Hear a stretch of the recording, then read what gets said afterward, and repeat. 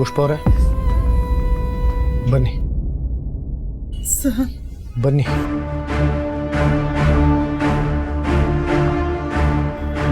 ರಘುಪತಿ ಅವರೇ, ನಮ್ಮ ಕಂಪನಿ ನಿಯಮಗಳು ಈ ಮದುವೆಗೆ ಅಡ್ಡಿ ಆಗ್ತಿವೆ ಅಂತಂದರೆ ನಾನೊಂದು ಕೆಲಸ ಮಾಡ್ತೀನಿ. ಅಪ್ಪ ಅವ್ರೇನೋ ಹೇಳ್ತಿದ್ದಾರೆ ಕೇಳು.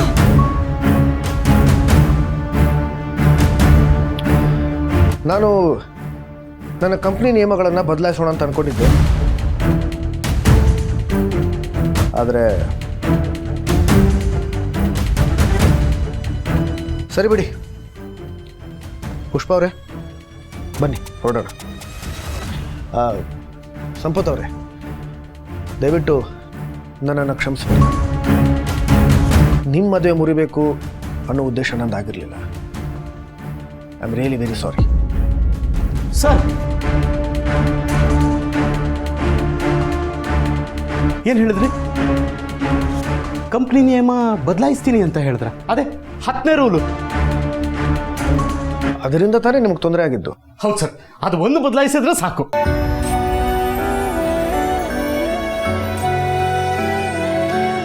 ಸರಿ, ನಿಮಗೋಸ್ಕರ ಈ ಮದುವೆಗೋಸ್ಕರ ನಮ್ಮ ಕಂಪ್ನಿ ಪಾಲಿಸಿನ ನಾನು ಬದಲಾಯಿಸ್ತೀನಿ. ಸರ್ ಮೊದಲೇ ಹೇಳೋದಲ್ವಾ, ನನಗೆ ಸಖತ್ ಟೆನ್ಷನ್ ಆಗ್ಬಿಟ್ಟಿತ್ತು. ಪುಷ್ಪ ಅವ್ರೆ, ನಾನು ಈ ಮದುವೆನ ಮುರಿತಿಲ್ಲ. ಅದೇ ಮುಹೂರ್ತಕ್ಕೆ ಮದುವೆ ಫಿಕ್ಸ್. ಏನೋ ಕುಲಪುತ್ರ? ಅಪ್ಪ ಮದುವೆ ಆಗುತ್ತಲ್ಲ? ಆಗತ್ತೆ ಕಣ. ಸರ್ ನೋಡಿ ಸರ್ ಹ್ಯಾಗೆ ಕೇಳ್ತಾ ಇದ್ದೇನೆ.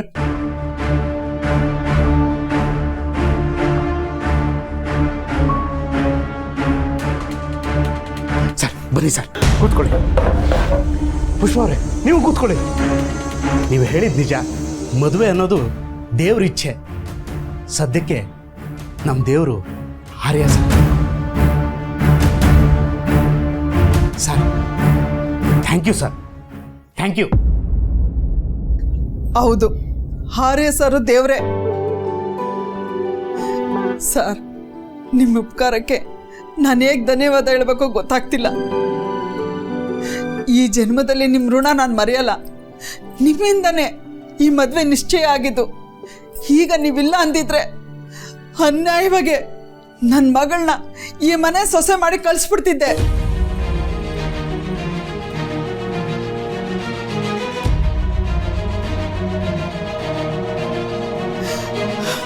ದೇವ್ರ ಥರ ನನ್ನ ಕಣ್ ತೆರ್ಸಿದ್ರಿ ಸರ್. ಈಗ ನಾನು ಹೇಳ್ತಾ ಇದ್ದೀನಿ, ಈ ಮದುವೆ ನಡೆಯಲ್ಲ, ಈ ಮದುವೆ ನಡೆಯಲ್ಲ.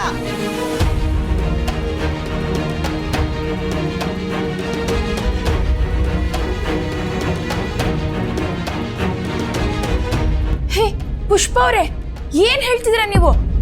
ಆತರದಲ್ಲಿ ನಿರ್ಧಾರ ತಗೊಂಡ್ರೆ ತುಂಬಾ ಕಷ್ಟ ಆಗುತ್ತೆ ನೋಡಿ. ನಿಜ ಹೇಳ್ತಿದ್ಯಾ? ಆತರದಲ್ಲಿ ನಿರ್ಧಾರ ತಗೊಂಡಿದ್ದಕ್ಕೆ ಇಷ್ಟು ದಿನ ಕಷ್ಟಪಟ್ಟೆ. ಈ ಸಂಬಂಧ ನನಗೆ ಬೇಕಾಗಿಲ್ಲ. ನಮ್ಮ ಮನಗಿಂತ ದೊಡ್ಡ ಕೆಲಸದಲ್ಲಿರೋಣ ನೋಡಿ ನಿಮ್ಮ ಮಗನಿಗೆ ಮದುವೆ ಮಾಡಿ. ಯಾಕೆಂದ್ರೆ ನಿಮ್ಗೆ ಹುಡುಗಿ ಬೇಕಾಗಿಲ್ಲ, ಅವಳ ಮೂಲಕ ನಿಮಗೆ ಕೆಲಸ ಆಗ್ಬೇಕಾಗಿದೆ ಅಲ್ವಾ? ಪುಷ್ಪ ಅವರೇ ನೀವೇನೋ ತಪ್ಪು ತಿಳ್ಕೊಂಡಿದ್ದೀರಾ. ಇಷ್ಟು ದಿನ ತಪ್ಪಾಗೆ ತಿಳ್ಕೊಂಡಿದ್ದೆ. ಮದುವೆ ಅನ್ನೋದು ಜನ್ಮದ ಋಣ ನಿಜ. ಆದ್ರೆ ಅದನ್ನ ಒಂದು ಕ್ಷಣದಲ್ಲಿ ಹೊಡೆದಾಕಕ್ಕಾಗಲ್ಲ. ಆದ್ರೆ ನೀವು ಹೊಡೆದಾಕ್ಬಿಟ್ರಲ್ಲ. ಇಷ್ಟೆಲ್ಲ ಆದ್ಮೇಲೂ ನನ್ನ ಮಗಳನ್ನ ಮದುವೆ ಮಾಡಿಕೊಟ್ರೆ ಅವಳು ನೆಮ್ಮದಿ ಆಗಿರಲ್ಲ.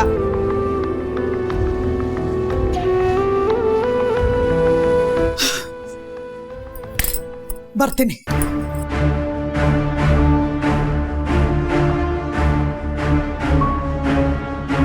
ಸುಬ್ಬು, ನನ್ನ ಮಗಳು ಚೆನ್ನಾಗಿರ್ಬೇಕು. ನನಗಷ್ಟೇ ಸಾಕು. ನನ್ನ ಮಗಳು ಚೆನ್ನಾಗಿರ್ಬೇಕು.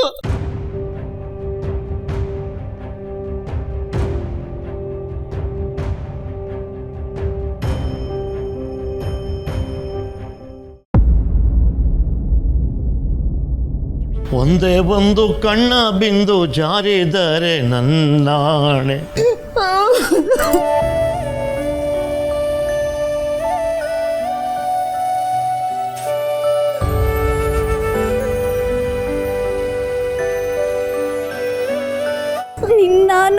ಜೊತೆ ಎಂದು ನಾನಿರುವೆ ನಿನ್ನಾಣೆ.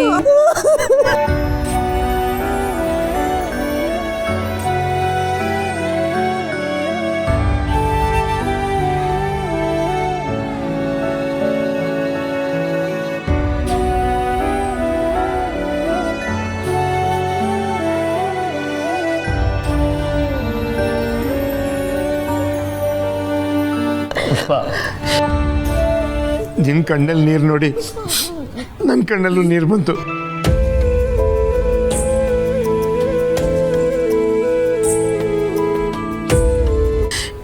ಇದು ದುಃಖ ಪಡೋ ಸಮಯ ಅಲ್ಲ, ನಾವು ಸಂಭ್ರಮ ಆಚರಣೆ ಮಾಡಬೇಕು ಅಲ್ವಾ ಸರ್? ಹೌದು. ಇದೇ ಖುಷಿಲಿ ನಾವೆಲ್ಲ ಇವತ್ತು ಐಸ್ ಕ್ರೀಮ್ ತಿನ್ನೋಣ. ಹ್ಞೂ ಅಮ್ಮ, ನೀನು ಅಳಬೇಡ, ನಾನು ಹೋಗಿ ಐಸ್ ಕ್ರೀಮ್ ತರ್ತೀನಿ, ಸರಿನಾ?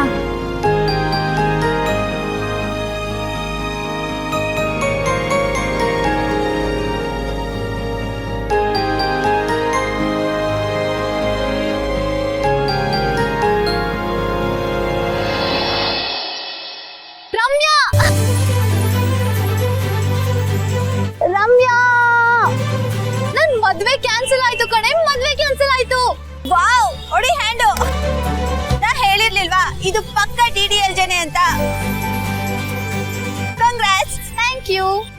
ನಾನ್ ನೋಡು ಸ್ವಂತ ಮಾವನ್ ಮಗನ್ ಮದ್ವೆ ನಿಂತಿದ್ದಕ್ಕೆ ಖುಷಿ ಪಡ್ತಿದ್ದೀನಿ.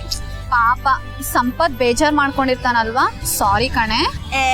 ನೀನ್ ಸಾರಿ ಕೇಳಿ ಚಿಂಪತಿ ಶುರು ಮಾಡ್ಬೇಡ, ಅವ್ನ್ ಸರಿ ಹೋಗ್ತಾನ್ ಬಿಡು. ಅದು ಅಲ್ದೆ ಅವ್ನ್ಗೇನ್ ಜಾಸ್ತಿ ಟೈಮ್ ಬೇಕಾಗಲ್ಲ. ಈಗ ಅವನ್ ಬಿಡು, ಶಾರುಖ್ ಬಗ್ಗೆ ಹೇಳು. ಶಾರುಖ? ಹಾ, ಮದ್ವೆ ಅಂತೂ ನಿಂತಾಯ್ತು. ನಮ್ ಹೀರೋ ನಿನ್ನೆ ಮದ್ವೆ ಆಗ್ತಾರ ಹೇಗೆ? ಗೊತ್ತಿಲ್ಲ ಕಣೆ. ಗೊತ್ ಮಾಡ್ಕೋ, ಆದ್ರೆ ಆತ್ರ ಬೇಡ. ಅವ್ರು ನಿನ್ ಮೇಲಿರೋದು ಪ್ರೀತಿನೋ, ನಂಬಿಕೆನೋ, ಅಭಿಮಾನನೋ ಅಥವಾ ಅನುಕಂಪನೋ ಅನ್ನೋದನ್ನ ಮೊದ್ಲು ತಿಳ್ಕೊ. ನೋಡು, ಈಗ ನಿನ್ಗೆ ಮನ್ಸಾರೆ ಮಾತಾಡೋದಿಕ್ಕೆ ಕೇಳೋದಿಕ್ಕೆ ಟೈಮ್ ಸಿಕ್ಕಿದೆ. ನಾನ್ ಮಾತಾಡಲ್ಲ ಕಣೆ, ಬೇಕಿದ್ರೆ ಅವರೇ ಬಂದ್ ಹೇಳಿ. ಅಲ್ಲ, ಅವತ್ ನನ್ ಮದ್ವೆ ಫಿಕ್ಸ್ ಆಯ್ತು ಅಂತ ನಮ್ಮಮ್ಮ ಅವ್ರಿಗೆ ಸಕ್ಕರೆ ಕೊಟ್ರೆ ಅದನ್ನ ತಿಂದಲೆ ಹಾಗೆ ಚೆಲ್ಲೋದ್ರು. ಇದ್ರ ಅರ್ಥ ಏನ್ ಹೇಳು? ಅವ್ರಿಗೆ ಸ್ವೀಟ್ ಇಷ್ಟ ಆಗಲ್ವೇನೋ? ಕತ್ತೆ, ಸ್ವೀಟ್ ಇಷ್ಟ ಅಂತ ಅಲ್ಲ ಕಣೆ, ಅವ್ರ ಮನ್ಸಲ್ಲಿ ಏನೋ ಇದೆ ಕಣೆ, ಆದ್ರೂ ಅವ್ರು ಹೇಳ್ಕೋತಿಲ್ಲ.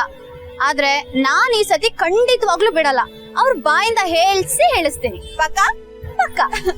ಇದೇ ಜೋಶಲ್ಲಿ ನಮ್ಗೇನು ಇಲ್ವಾ? ಬಾರೆ ಐಸ್ ಕ್ರೀಮ್ ಪಾರ್ಟಿ ಮಾಡೋಣ.